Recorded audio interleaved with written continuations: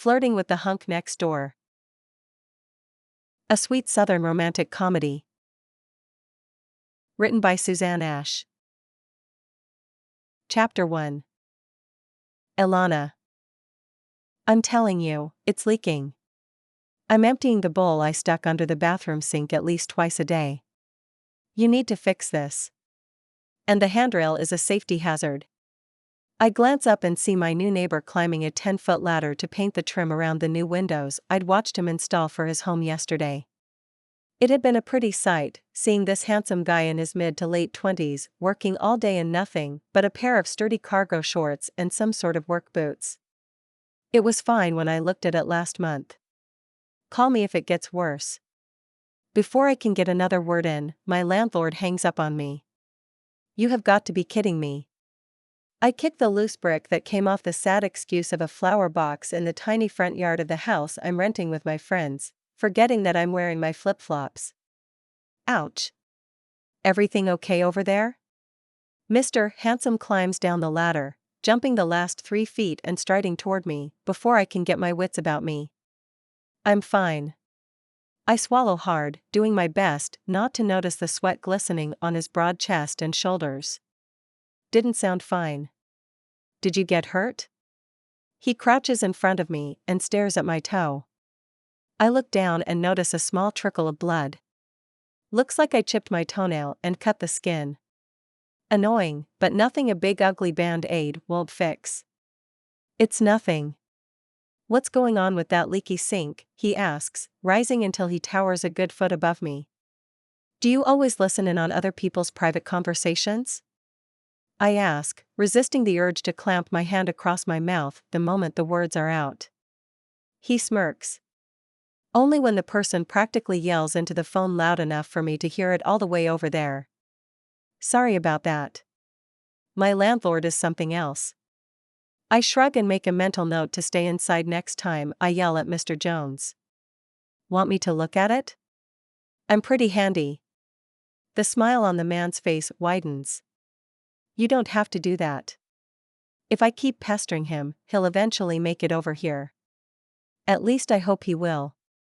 It's no trouble. If it's a simple leak, I should have everything I need to take care of it. If not, you'll have more ammunition to argue with him. His green eyes sparkle in the light of the afternoon sun. If you're sure you wouldn't mind. I'm Elana, by the way. It occurs to me that this isn't the worst way to get to know the man I've been ogling all weekend. Ryan. Ryan Matthews. It's nice to meet you, Elana. He wipes his hand on his shorts before holding it out to me. I shake it and my fingers disappear in his grip. Nice to meet you too, neighbor. That should do it. Keep that bowl under there, just in case, but I doubt it'll leak again. Ryan climbs out from under the bathroom sink and sticks the wrench he'd been using in his tool belt. A bit of tape is all it took? I can't believe Ryan fixed it in less than 10 minutes. And that includes the trip to his house he had to make for the right-sized wrench. Mr. Jones has been giving me the runaround about this for 2 months. Sounds to me like you need a new landlord. Ryan follows me down the hall into the kitchen. I wish. I'm stuck in a year-long lease. Besides, it's close to work and all the stuff downtown. I enjoy living within walking distance of the restaurants and bars in Wilmington, North Carolina. It's a nice change of pace from the one-stoplight town I grew up in rural Georgia. That's true. It's an excellent location. Is that why you moved here? I ask my knight in shining armor. I moved to Wilmington for a job. The house is more about the project. Of course, it doesn't hurt where it's at. Ryan smiles at me, and my heart beats a little faster. You like projects? I ask. I like fixing things. Restoring old buildings, like the beauty over there, to their former glory. By the time I'm done with the job, she should be good as new. He looks out my kitchen window and into the yard of the property he's restoring. I can hear the pride in his voice. You're not planning on staying in Wilmington long? I assumed he'd be here indefinitely if he was going through all this trouble restoring an entire house. I'm not sure. Depends on how things go with work. If worst comes to worst, I'll be out of here in a month. His eyebrows draw together, and his lips form a tight line. That doesn't sound like a fun job. I'm dying to know more about what he does when he's not renovating old houses. It's a lot of fun, but this one, let's just say it's going to be challenging. But they don't call me the fixer for nothing. His features soften, and that calm confidence that's been drawing me to him comes back. Hungry? I could eat. What do you have in mind? Ryan asks. I figured I'd order us some pizza. I'm sure that kitchen of yours is a mess. What gave it away? The fridge and stove in the dumpster? He raises an eyebrow and tries to keep a straight face. That and the fact that you spent most of the morning tearing out cabinets and hauling them out. You've been watching me? His eyes zero in on me with interest, not suspicion. His tone is light, slightly amused, and his lips twitch. I came to see what all the ruckus was about when it woke me up at the crack of dawn. I try and struggle to keep my expression blank. I had a breakfast meeting with my electrician. Didn't get started on kitchen demo until about 9. Like I said, crack of dawn. I shake my head. I've never understood how anyone would voluntarily wake up before noon on the weekend. He harumphs. How about that pizza? You've got to be starving after all that work you've been doing. I pull out my phone, ready to place the order. Under one condition, he says. If that condition is that you're paying for food, it's a hard no. I know how to stand my ground. Besides, my parents raised me to always repay someone with kindness when they do you a favor. Ryan shakes his head, his smile morphing into a smirky grin. I'm tempted, but no. Didn't you say there was something else wrong in this place? He looks around, his eyes roaming across the kitchen cabinet doors that don't quite shut all the way and the extension cord that's plugged into the one outlet that works in the adjoining living room. There's a lot wrong with this place, I say. I was trying to get Mr. Jones to have someone fix the handrail on the stairs. Show me. Ryan follows me out of the kitchen and back toward the front door. He pushes on the rail of the stairs that lead to the bedrooms on the second floor. It all but tears out of the wall. This is a safety hazard. If someone fell. I nod, glad that someone agrees with me. Without saying another word, Ryan pulls a few tools from his belt that look vaguely familiar.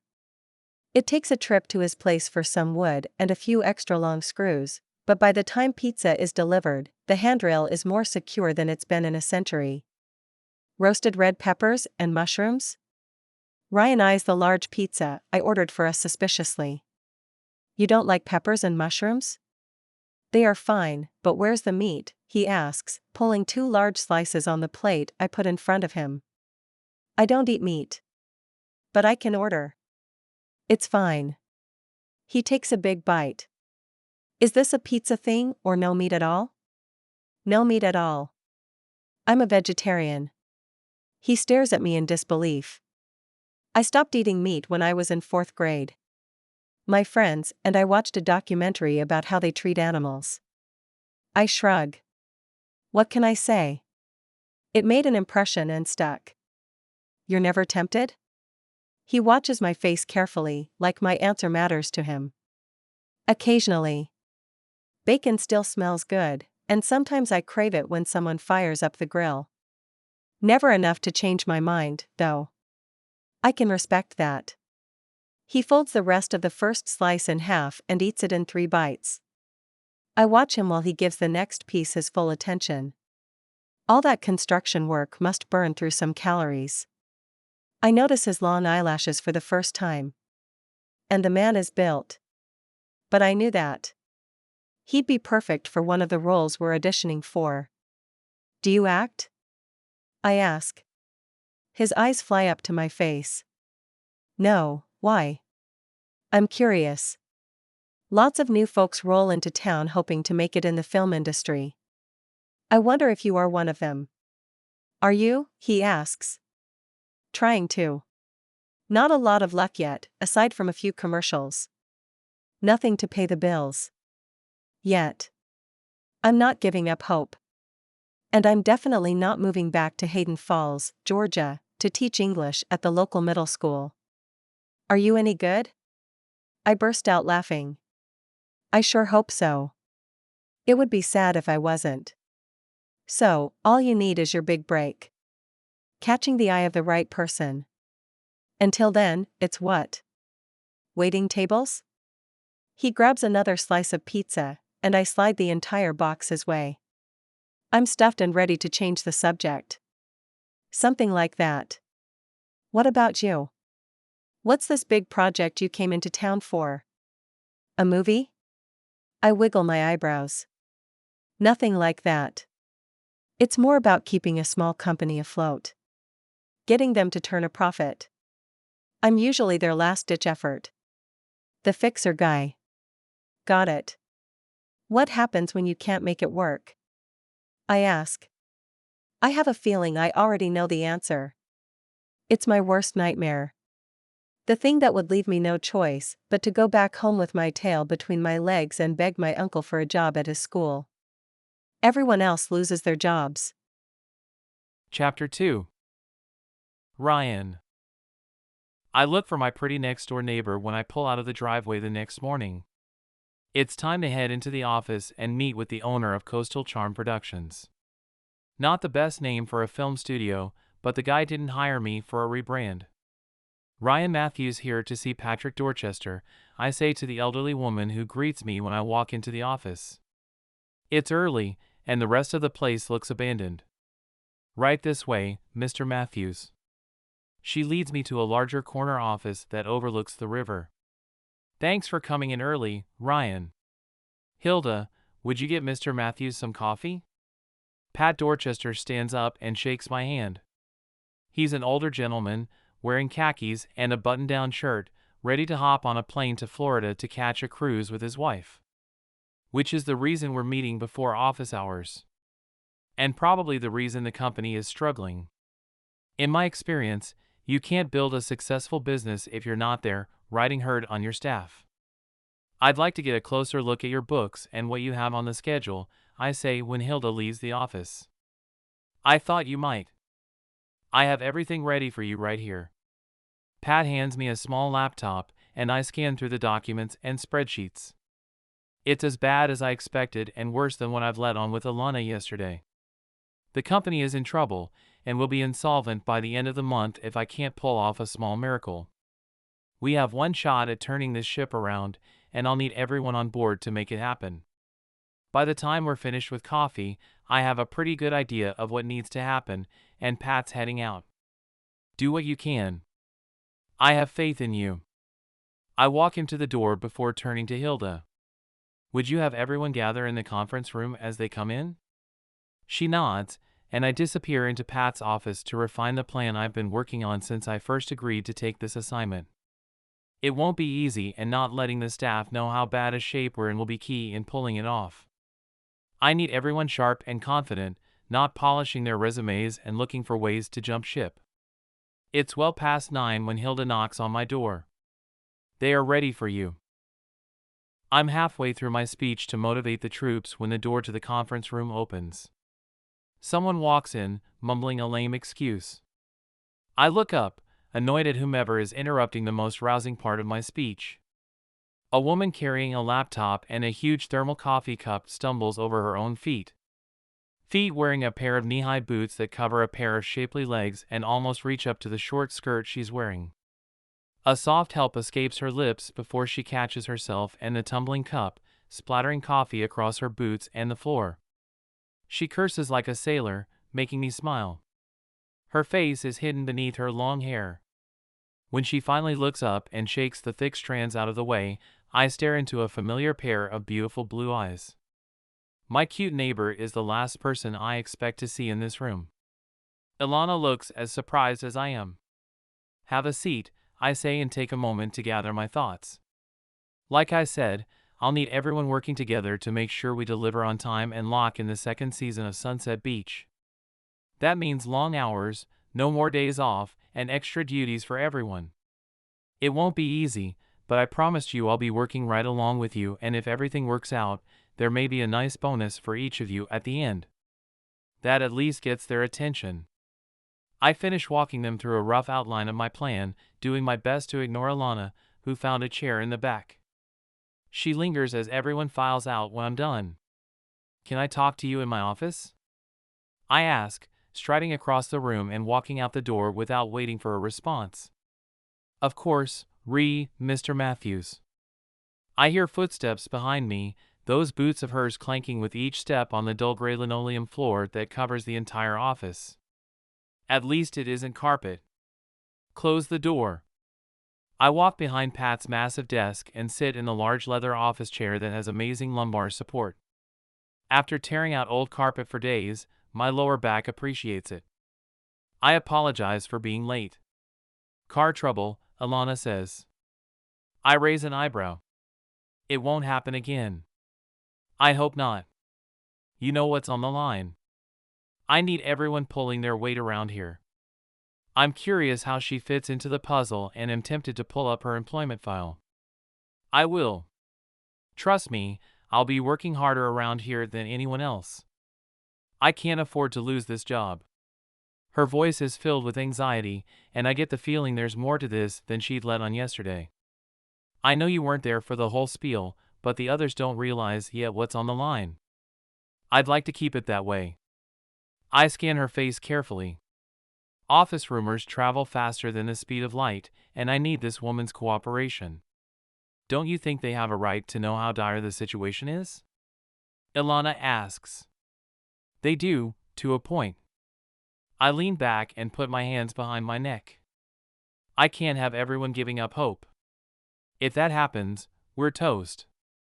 Elana swallows and grasps her travel mug hard enough for her knuckles to turn white. I promise, I will tell everyone well in advance if I don't think we can land the account and keep the production company from shutting down. I continue to watch her and see nothing but raw fear on her face. I don't think it'll come to that. I'm very good at what I do. Elana finally nods. What can I do to help? What do you do around here? I ask, hoping to keep her out of my hair as much as possible. The last thing I need right now is a distraction in boots that make her shapely legs look even longer than they are. I'm your production assistant. Elana's expression changes to one that exudes confidence. Great! She'll be my right hand and the key to pulling this miracle off. Chapter 3. Elana. Are you sure I can't convince you to move back home? Your Uncle Herbert would be happy to offer you a job at the school. My mom takes another sip of coffee. It's our last morning together. After brunch, she'll head back home to Hayden Falls. My life is here, Mom. I have a good job, a nice place to live. I like it here. I'd hoped the extended visit would convince her that my life was in Wilmington. And I'm sure it has nothing to do with that handsome neighbor of yours. Her eyes twinkle as they come to the kitchen window that looks out to his property. His name is Ryan, and he also happens to be my boss. We've been over this. I shake my head. From the moment my mother made the acquaintance of Ryan Matthews, she's been in full matchmaker mode. No matter how much I try to explain that our relationship is strictly professional, she's determined to set us up on a date. Thankfully, Ryan has refused them all, citing urgent home renovation tasks. But he doesn't know my mother. She's anything if not persistent, and even the remote chance of grandbabies turns her into a meddling mess you can't shake. I know the young man's name. And that's no excuse. You two should go out on a date. You're already spending most of your days together. She looks at me with so much excitement and hope in her eyes, I almost hate to dash them. If such a feat was possible. We're working together. That's it. Our relationship is strictly professional. Pish posh. I see the way you look at him when you think no one is paying attention, she says, taking another sip of her coffee. And the way he practically devours you, especially in that blue sundress. He does? I know my mistake is fatal, the moment I see her react to my flash of interest. Biting back a groan, I try to come up with a way to backpedal this. Of course he does. It's obvious to anyone but the two of you that you have chemistry. Mom sits back in her chair and crosses her leg, a smug expression on her face that doesn't bode well. I'm pretty sure I can look forward to daily check-ins and requests for progress reports. The only bit of saving grace is that my mom doesn't know anyone else I work with. If she had an accomplice behind enemy lines, there's no telling what she would do. We don't. I shake my head for emphasis, but I'm not convincing either one of us. The fact that Ryan walks out in jeans and a black t-shirt that stretches across his broad chest and shoulders, leaving little to the imagination, isn't helping either. The way he carries an entire wooden door on his shoulder is impressive. I commit the image to memory so I can properly drool over it later. Not now. Not in front of my mom. I better get going. She's watching Ryan as well. He's busy balancing the door on two sawhorses. Right. It's a long drive back. Do you want to take any of this with you? I vaguely wave across the scrambled eggs, waffles, and bacon that's sitting on the table, along with a bowl of berries. I'm fine. But it would be a shame to waste all this food. Why don't you invite Ryan over for a late breakfast? He looks like he could use it. Mom actually winks at me and walks into the spare bedroom to grab her bags. Not happening, I call after her, hoping she wouldn't extend the invitation directly to the man on her way to her car. No, no, no. I groan, looking at the mess in front of me. Sudsy water is pouring from the washing machine and making its way across the tiled kitchen floor. In a moment, it will reach the hardwood in the living room. I run to the wall and turn the water off. The red flower-shaped knob comes off in my hand, and the water keeps rushing out of the leaking machine. I throw an armful of dirty towels on the floor to soak up the worst of it and call Mr. Jones. No answer. Great. Now what am I supposed to do? I scroll through my phone and land on Ryan's contact information. I'd been doing my best to stay away from the man since my mother had invited him over for breakfast and he'd awkwardly declined the offer, his face turning red when she informed him it would be just the two of us. Cozy, she'd called it, and Ryan had run faster than a chicken when it hears the bag of scratch being opened. He was back inside his place before Mom pulled out into the street. He picks up on the first ring. Elana, everything okay? Not particularly, no. The water continues to rush out behind me. How much can this thing hold? I'll be right over. He hangs up before I can tell him what's amiss, and the doorbell rings 30 seconds later. Did you drop everything and run over here? I ask. He nods and pushes past me, following the sound of the water. Wielding some large pipe, he heads straight for the broken pipe. The water slows and comes down to a trickle until it finally stops. Did you call your landlord? Ryan asks. Of course. No answer, as usual. I grab a waterlogged towel and wring it out in the kitchen sink before dropping it back on the floor to soak up more of the soapy liquid. Ryan growls. I'm giving this man a piece of my mind. What he's doing with this place should be illegal. I'm thankful I never shared the man's name or phone number with my new boss. The last thing I need is for him to go off on Mr. Jones. Despite the progress we've made the past few weeks, we're not out of the woods yet. With my job up in the air, now is not the time to get evicted. It's not that bad. And even you have to admit the washing machine leaking was a fluke. Ryan puts his wrench on the counter and crouches down to help me mop up. That faucet breaking wasn't a fluke. The knob stripped, and those pipes should have been replaced years ago. Did you see how corroded they are? For all we know, it's what messed up your washer. How old is it? I have no idea. It came with the place. I squeeze out another set of towels, noticing that my favorite pair of white, lacy underwear got mixed in with them. I feel the heat rising in my cheeks and hope Ryan didn't see the delicate piece. Shoving it into the cabinet under the sink, I get back down to keep mopping. In that case, it is his responsibility to fix or replace it. He stands up and towers over me, dripping bath towel in hand. Right. Like that's going to happen. I join him, and our upper arms and shoulders touch as we both stand over the small kitchen sink. You don't have to do this. I've got it from here. I know. His voice is deep and extra gravely. Not in the way he sounds when he's laying down the law at work. This is richer. Less menacing. And the sound sends shivers down my spine that has nothing to do with the cold soapy water running over my hands. I appreciate the help. Let me make it up to you with dinner.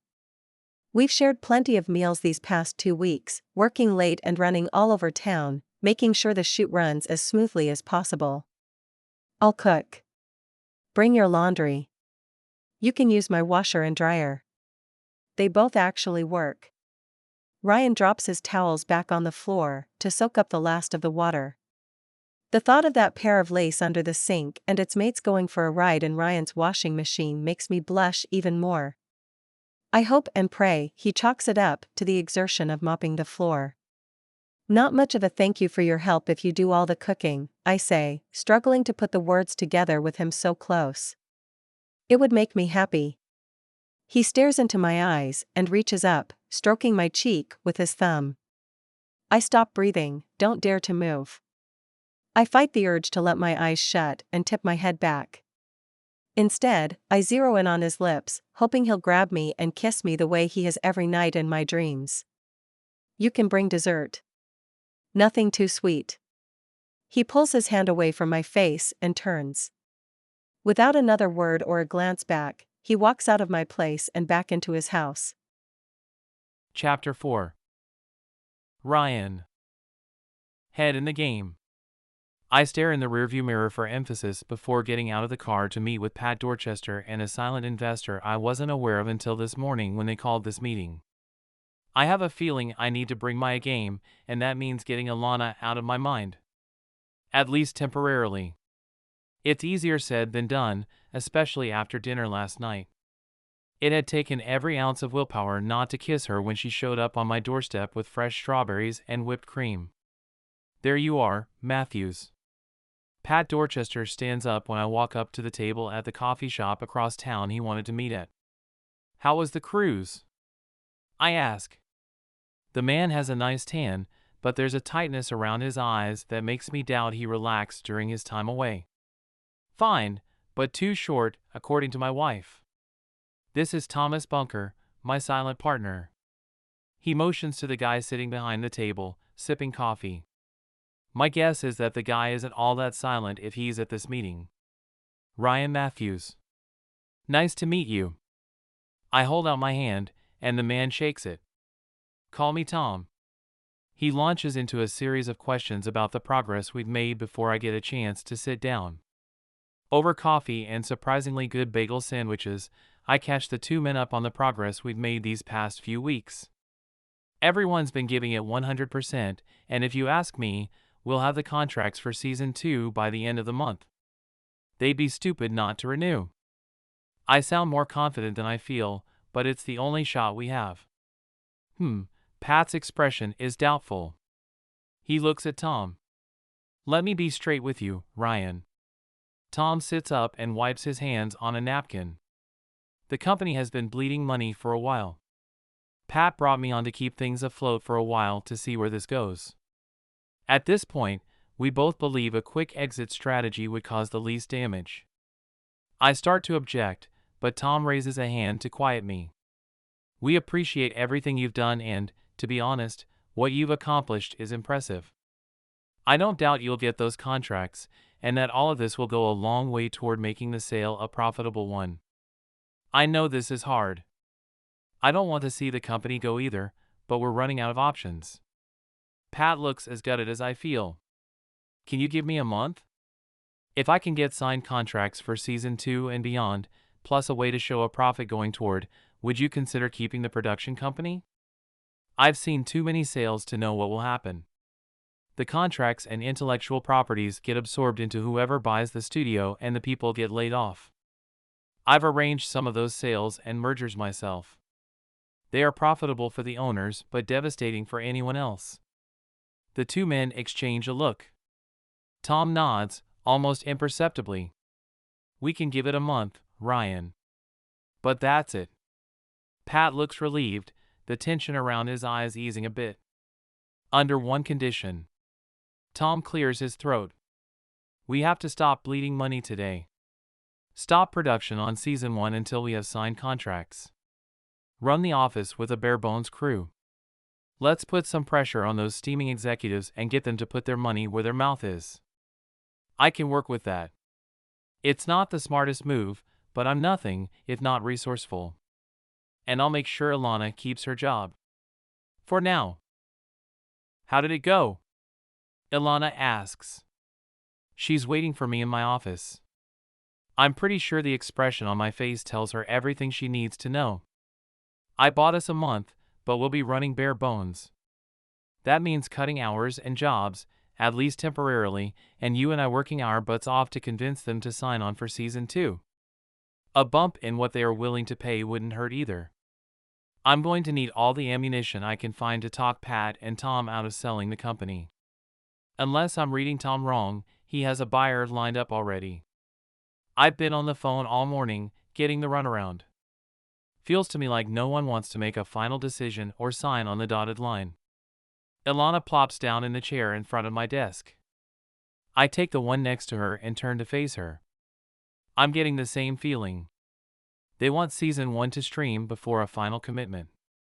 And we don't have that kind of time, she says, her tone questioning. I shake my head, trying to ignore the way the sun shining in through the big corner window highlights her hair and makes her eyes sparkle.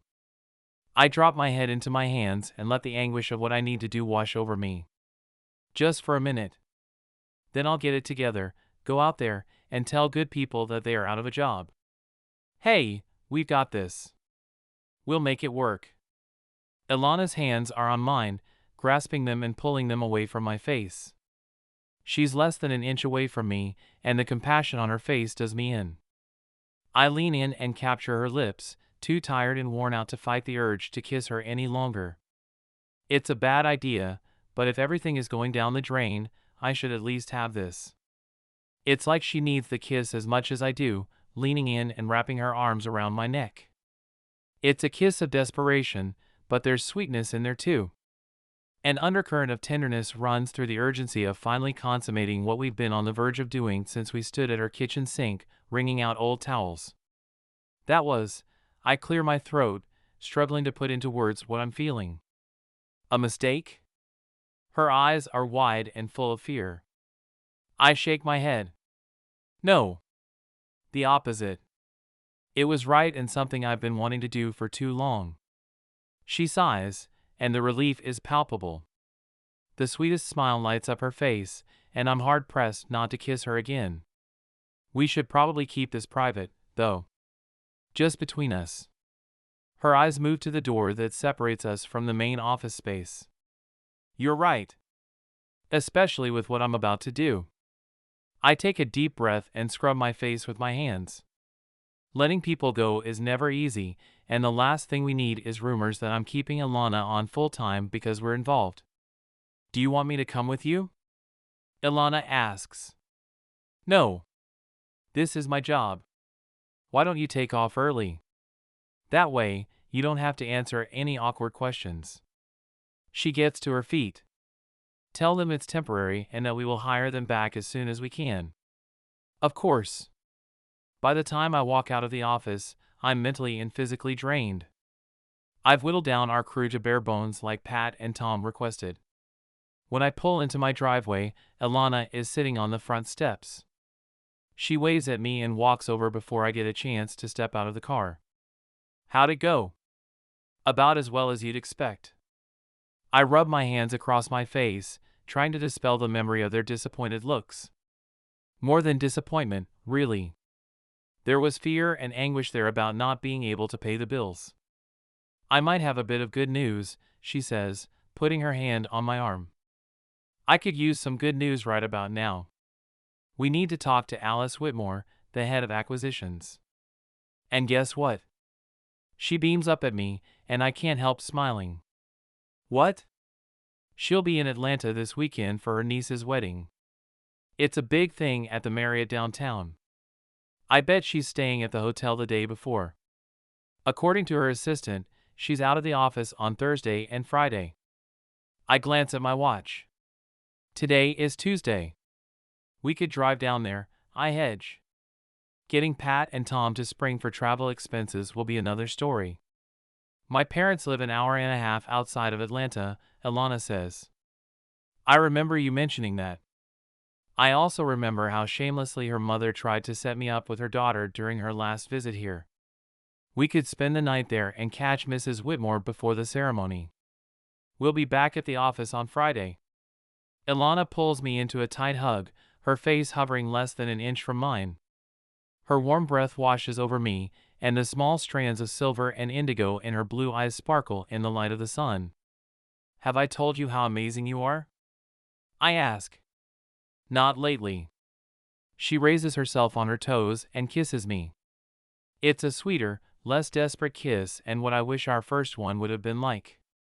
Ready to meet my parents? She asks when we finally break away.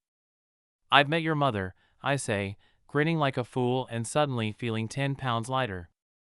But that was before we were. She stops and takes a step back. Dating? I ask, watching her face carefully. The pretty smile is back. I was hoping you'd say that. Yes, dating. And you're ready to make this tell the parents official? I ask, watching her face carefully. We can't do that. Her eyes are wide and so full of horror, it's all I can do to suppress a smile. Why not? I tease. Have you met my mother? She'll be planning a wedding before we ever set foot in the door. Elana shakes her head. I have met her. And I get your point. How do you want to handle this? I ask. I'll tell her the truth, Elana says. We're working together and need a place to spend the night. She and my dad don't need to know anything else. At least not right now. Not right now. The words and everything they imply keep ringing through my mind as we walk inside to make plans to save the day. Chapter 5. Elana. What are your intentions with my daughter, young man? My father asks Ryan. The two of them are standing over the grill, watching the steaks sizzle away. I'm about to come to Ryan's rescue when my mother's hand stops me. We're not together, Dad, I call across the back deck. Ryan looks over and gives me that confident smile of his. I intend on being an excellent boss to your daughter and a good friend. My father doesn't sound convinced. Neither one of us buys it, my mother tells me. It's pretty obvious how you two feel about each other. Drop it, I whisper through clenched teeth. Please. Fine, have it your way. She turns to Ryan with a sweet smile. I hope you brought an appetite. Those steaks look like they're about ready.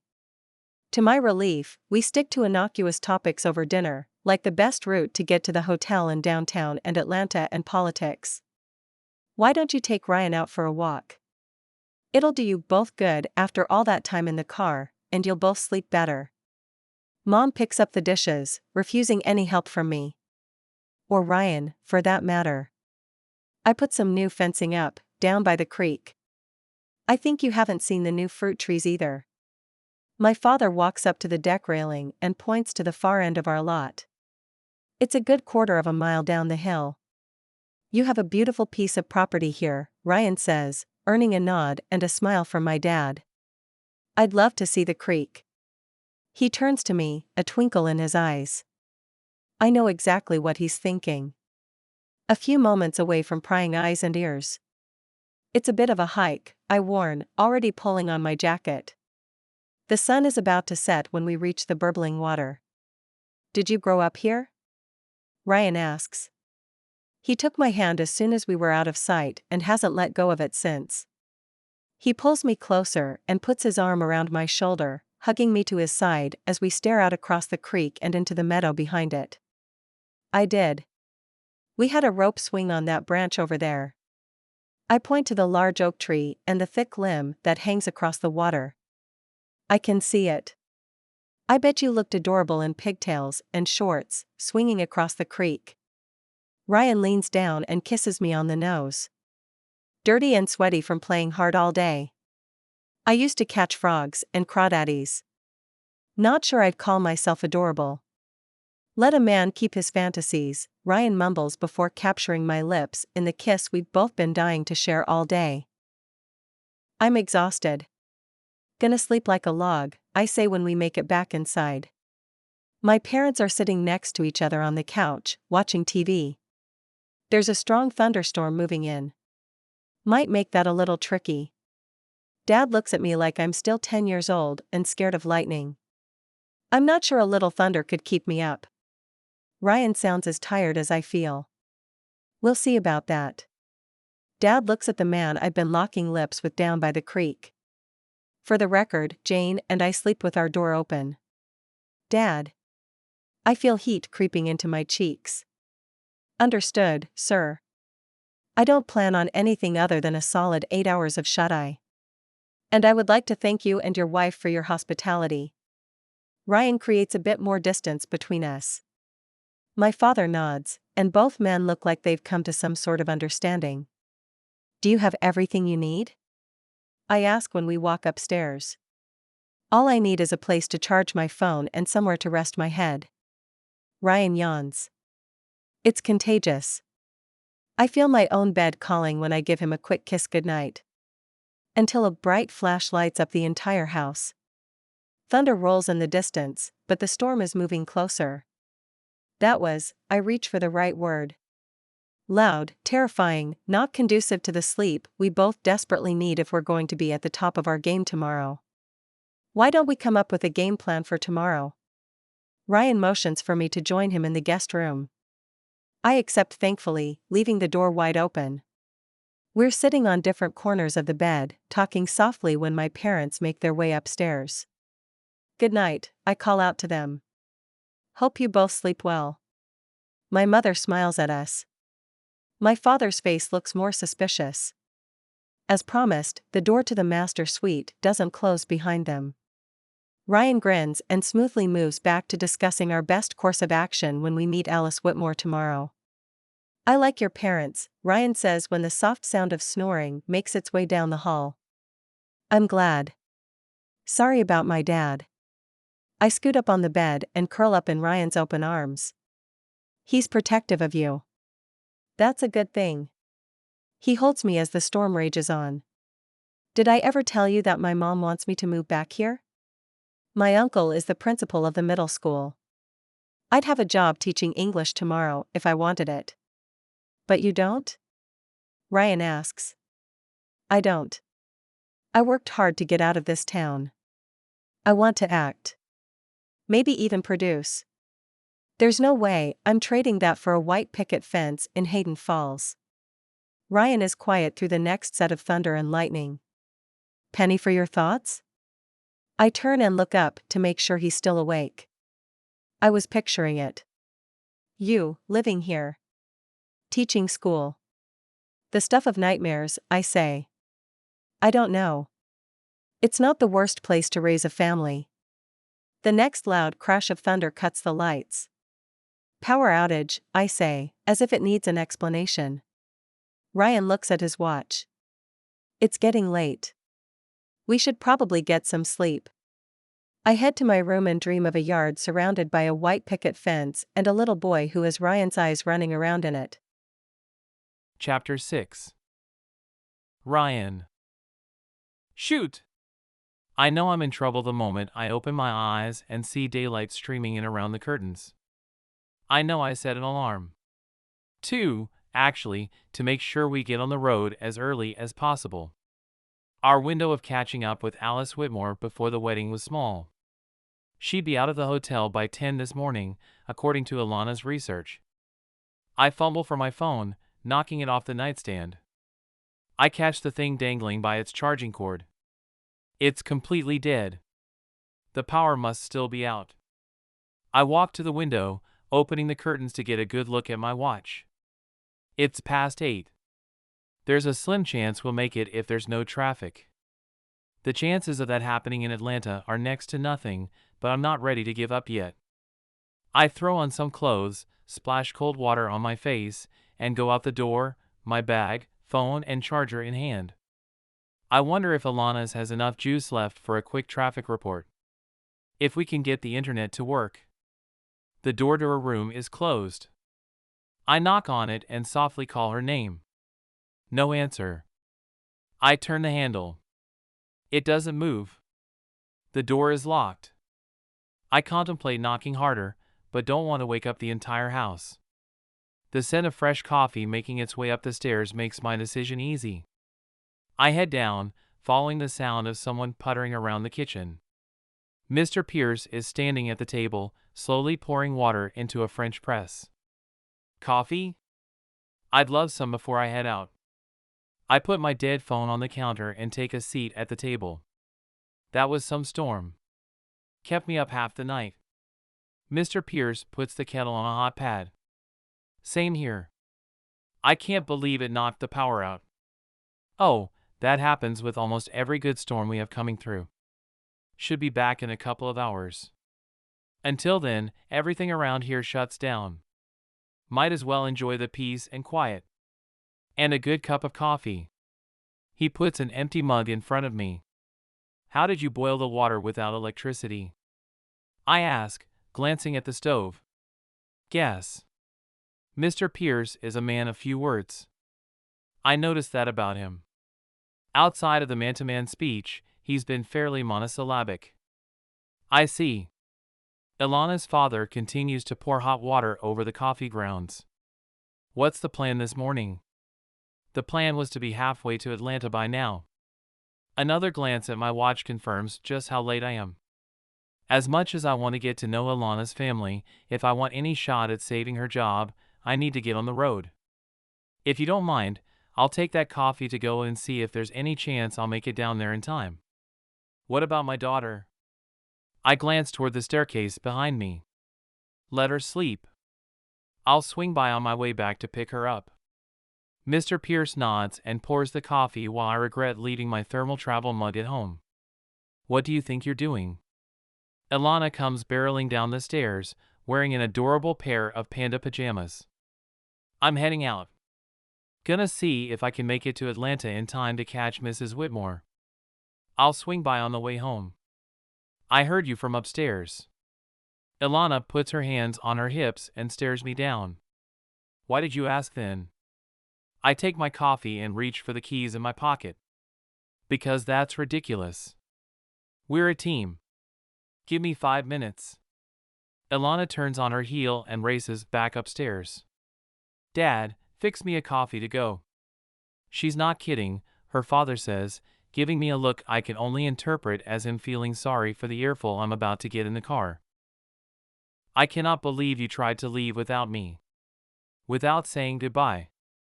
Elana says as we walk into the hotel.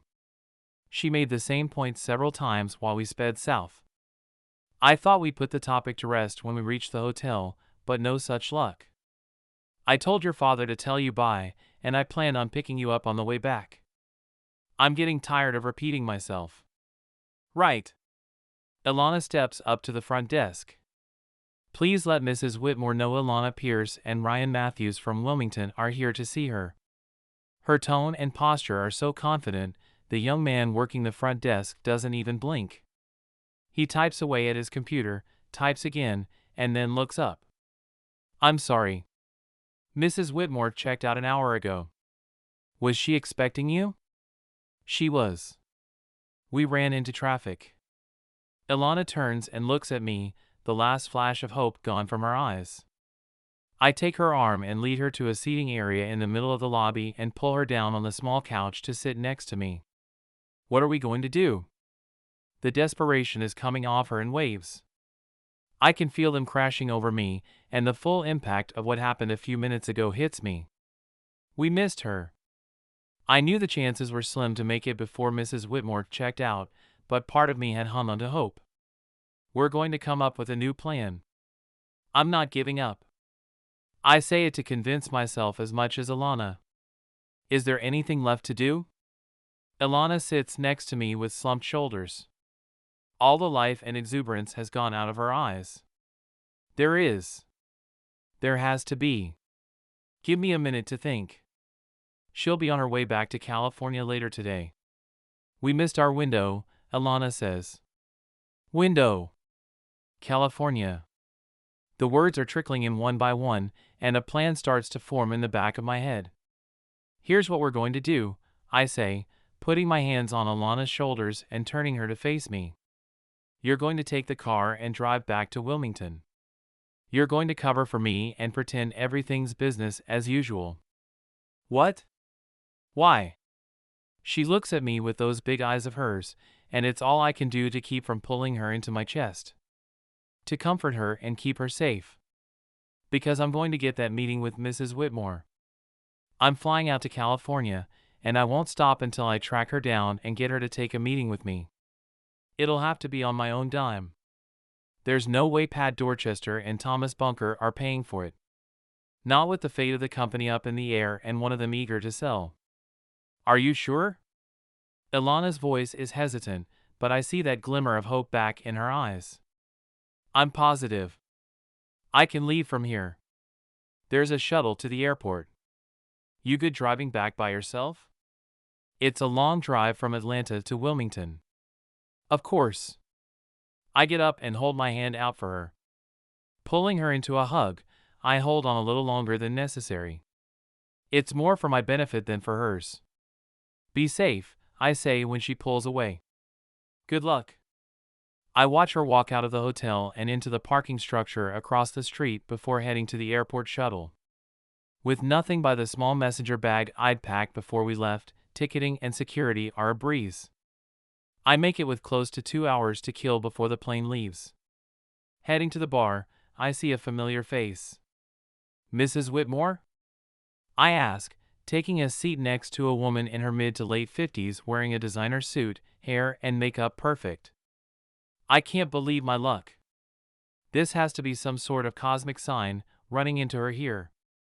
She extends a slim hand with brightly painted red nails. Who's asking? A smile spreads across her lips as she looks me up and down. The examination makes me feel like I need a shower. And not a cold one. The lady has a bit of a reputation on the West Coast and seems to live up to it. I'm Ryan Matthews, and I'm wondering if you could help me out of a bit of a pickle. Chapter 7. Elana. Hi, Dad. I'm on my way back to Wilmington. 30 miles outside of Atlanta, the traffic is finally calming down. How did it go, honey? Did you track that lady down? He asks. We didn't. We were too late.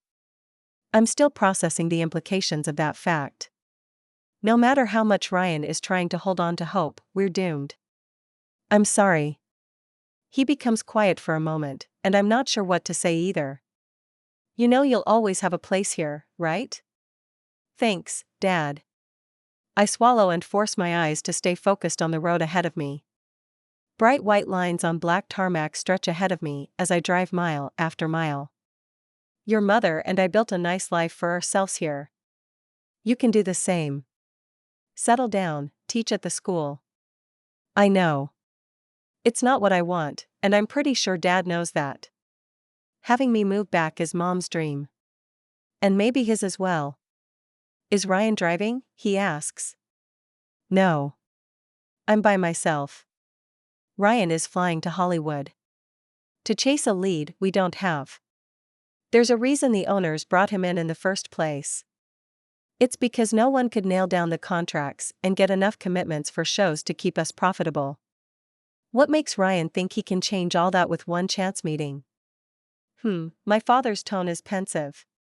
I realize that this entire trip was nothing but a setup for a chance meeting. And it had been my idea. I sigh. When did my life become such a hot mess? How well do you know this Ryan guy? Dad asks. There's something in his tone that tells me this is something he's been thinking about quite a bit since we left him in the kitchen this morning. I don't know. He's been my boss for a few weeks, and we work closely together. We've talked. Shared plenty of meals and a few stolen kisses. But at the end of the day, I didn't know a lot about the man. I get a feeling he's hiding something. Do you think there's a chance he's heading back to California, leaving the rest of you out to dry? Dad asks. I don't think so. I don't sound convincing. Not even to my own ears. Ryan had seemed strange when he hugged me goodbye. Like it was some sort of final gesture. And I hadn't heard a word from him since. No text that he made it to the airport. No call to make sure I got on the road okay. Not that I'd left the hotel all that long ago. But still. I can't shake the feeling the guy is hiding something. Dad's tone is even more serious. He reads people better than anyone else I know. A cold shiver runs down my spine. How did it go? Hilda asks when I return to the office. I didn't even bother stopping by my apartment first. I shrug my shoulders and slump into the chair at my desk. That well, eh? Hilda pulls up a chair and sits beside me. What happened? We missed her. Never even got a chance to talk to Mrs. Whitmore. I lean back and roll my shoulders. That's not what I've been hearing. Hilda pulls out her phone and hands it to me. There on the screen is a picture of Ryan getting all cozy with Alice Whitmore at a bar. Where did that come from? It's gotta be old. Except, it isn't. Ryan is wearing the same shirt and khakis he had on when I left him in the lobby of the hotel 8 hours ago.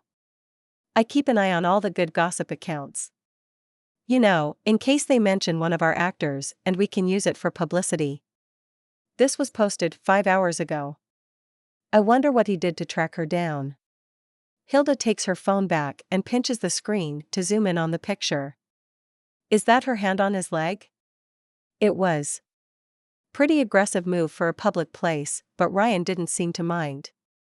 His arm is resting on the small of the older woman's back, and he has that crooked smile on his face that always gives me butterflies.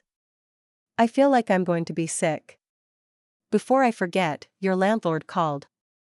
He needs you to get back to him today. Hilda gets up and walks away. I groan, wondering what else could go wrong today. Digging my own phone out of my purse, I glance at the time. It's getting late, and my stomach growls. Deciding I can handle one more phone call before dinner, I dial the number. Mr. Jones? It's Elana Pierce. Finally. I've been trying to get a hold of you for 2 days. My landlord sounds annoyed. Don't you ever answer your phone? This is the first I heard of you calling me. I've been out of the office all day and didn't receive anything on my cell. I'm tempted to glance at my call log, to be sure.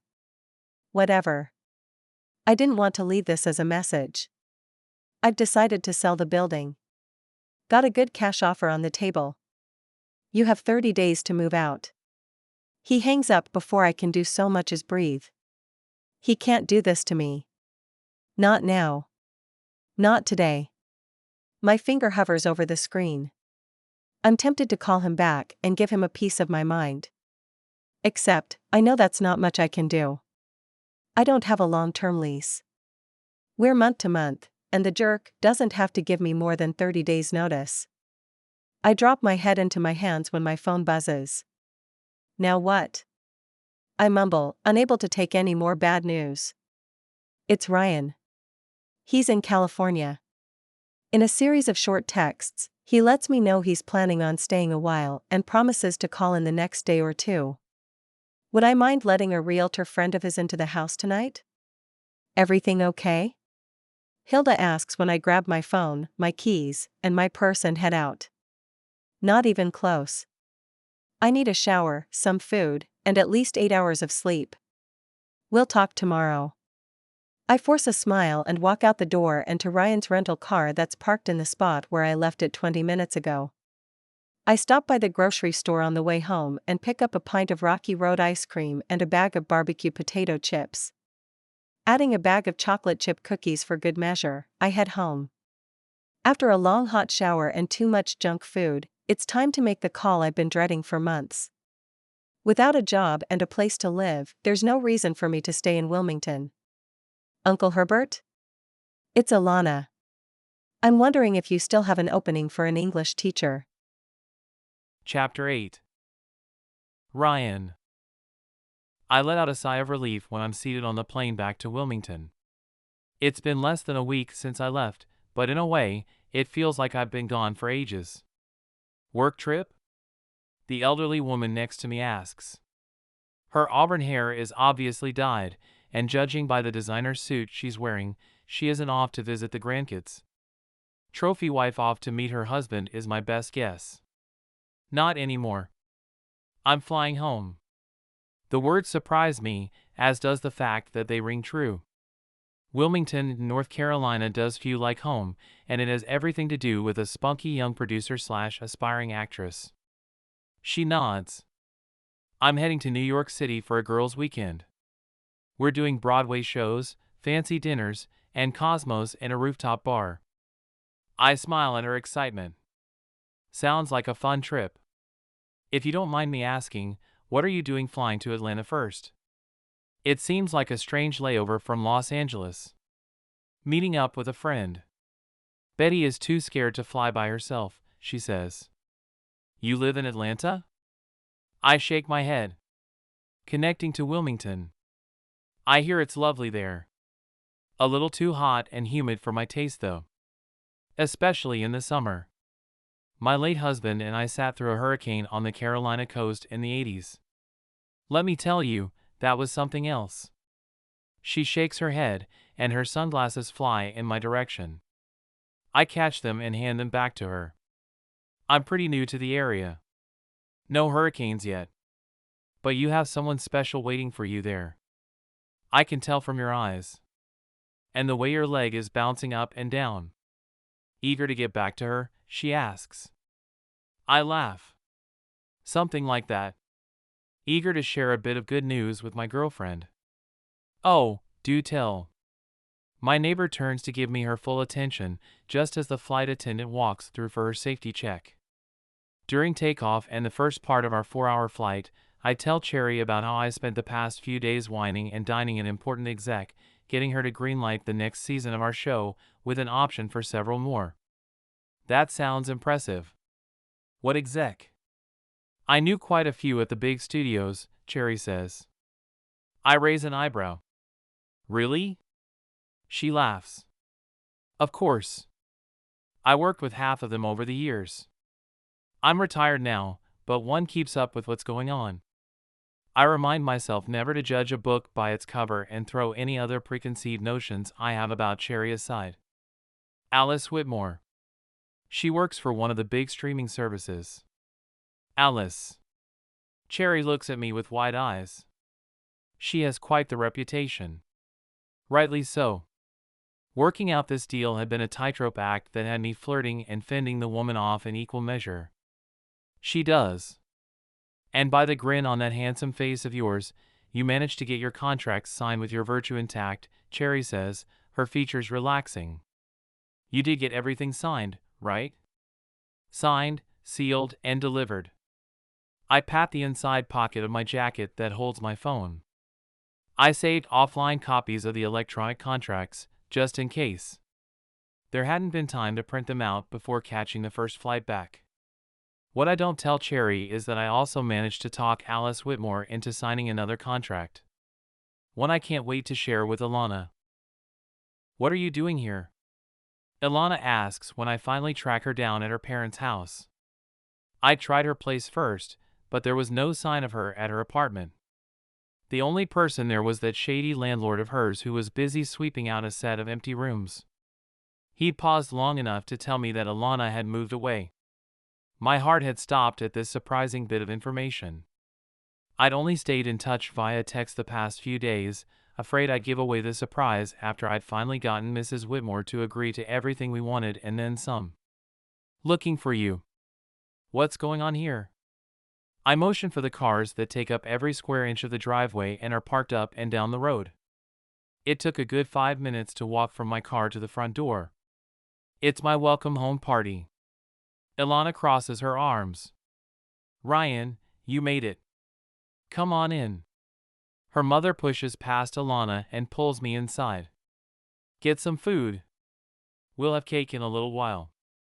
I follow her through the living room and into the backyard, doing my best to ignore Elana, who is urgently whispering for me to explain myself. Mr. Matthews. I didn't realize you're joining us today. Mr. Pierce's reception is much frostier than his wife's.